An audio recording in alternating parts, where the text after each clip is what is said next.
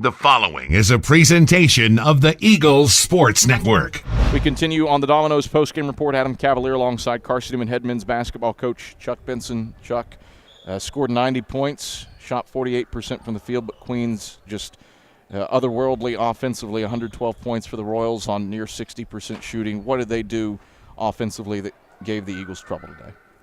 They did the one thing that, ironically, we had made the comment to as a staff and even within the team. We're like, guys, we could not have had a better preparation, week of preparation. From a scouting standpoint, from a practice standpoint, I was pleased. I was very, very confident. There was one thing, though, that we said that trumps everything, and that's the ability for players to go one-on-one and make a play and make you like it. And they did that over and over and over again. And I'm a believer. I told you I thought they were deserving of their position nationally. Seeing them in person gives me a whole new appreciation. There's a reason they beat Virginia Commonwealth. Yeah. There's a reason they beat Gardner Webb. Because they're they got very good players. And it was frustrating because if you'd have told me that we would shoot, more free throws, if the rebounding would be like it is, and if we'd made shots like we did, I thought we'd been in pretty good shape, and it just wasn't even close to being enough. Guys who weren't their typical go-to guys doing damage to. Ike Agusi averages 8 a game. He goes off for 20. Daniel Carr averages 4 a game. He goes for 15. Yeah. How challenging is it to slow that down when you think you're in good standing? You get Hendricks and Withers in foul trouble, 2 of their big posts, and you got other guys just stepping up and doing damage. Well, it's a testament to the talent level that they have, and again, we're really big into studying the numbers and trying to base report and plan on that very fact. You can play the numbers.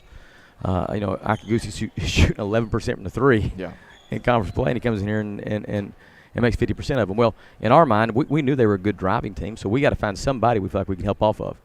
Well, it just happened tonight. He ain't a good guy to help off of, and it wouldn't have mattered. I mean, because Davis and Jalen Alexander, those guys, if you just try to play one-on-one, you're gonna have a bigger problem. And I got to give them great credit, man. I knew they were really good, but their ability to make shots one-on-one, incredible. It was another level today, and it's one of those things when you beat yourself, that's disappointing. When somebody just kicks you in the face, kicks your teeth in, you're not as upset about it. You recognize what the truth is, and the truth is they're very, very good. Defensively, is there anything that you can do differently? Well, it's like pick your poison. I mean, you and I've talked about this before. Mm-hmm. We play our vaunted zone for 5 years and give up 32 threes a game, and decided to try to expand what we were doing and play some man D. And there's been pluses from that. Our rebounding is up. That's one big plus.